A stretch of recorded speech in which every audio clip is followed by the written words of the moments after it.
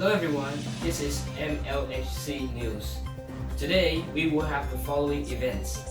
The police is trying to find this man who is a black hat hacker who have taken millions of dollars from the bank machine and disappeared with no evidence. If anyone sees or had a suspicion of him, please contact the RCMP for further informations.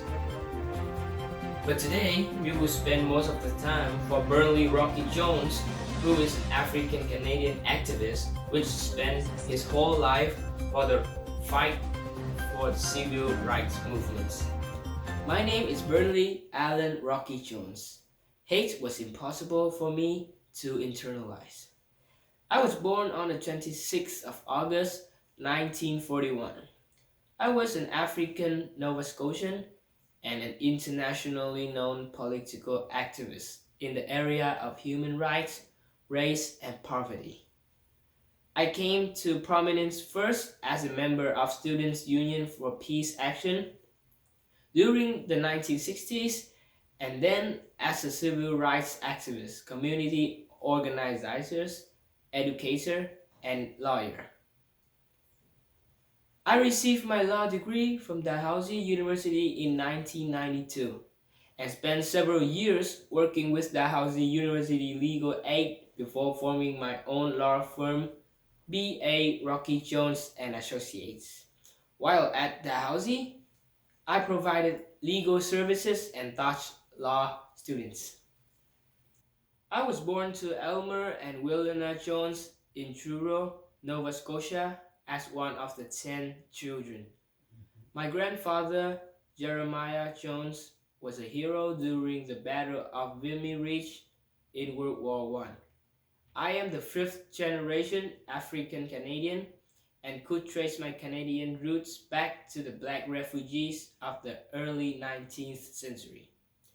I grew up in a close-knit working-class neighborhood with white and black families. I did not face overt racism until I was old enough to attend in junior high school. After leaving school, I went into Canadian Army and then spent some time on the road and in the streets and held a number of jobs. In March 1965, me, Joan, and our daughter joined a demonstration organized by the Canadian group Friends of the Students Nonviolent Coordinating Committees, or we can call NSCC, outside the American Consulate in Toronto, Ontario. The protest was in support of the Selma to Montgomery, Alabama March for Voting Rights. Almost at once, the media began to refer to me as Canada's own Stokely Carmichael.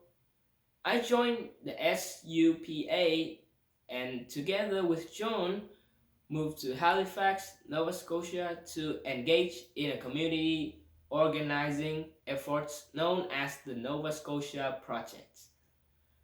We formed Kawacha House, the first inner-city self-help program for youth in the culturally diverse, lower socio-economic area of the city's north end.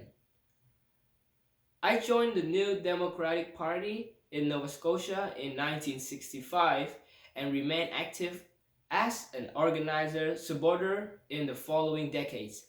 In 1968, I was responsible for inviting Carmichael and members of the Black Panther parties to visit Halifax. While studying, I traveled across Canada and the US to give speeches on oppressions and liberations. Twice during this period, arsonists set my family home on fire. No one was hurt in either attack.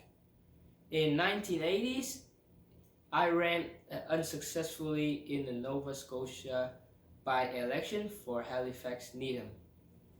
At the time, I think I was one of the few known black Canadian politicians, and in 1995, I was a co-chair of People's Summit, an alternative assembly that took place during the G7 meeting in Halifax. I may die in the age of 71 or so, but I am very happy to finally contribute something to the African Canadian society.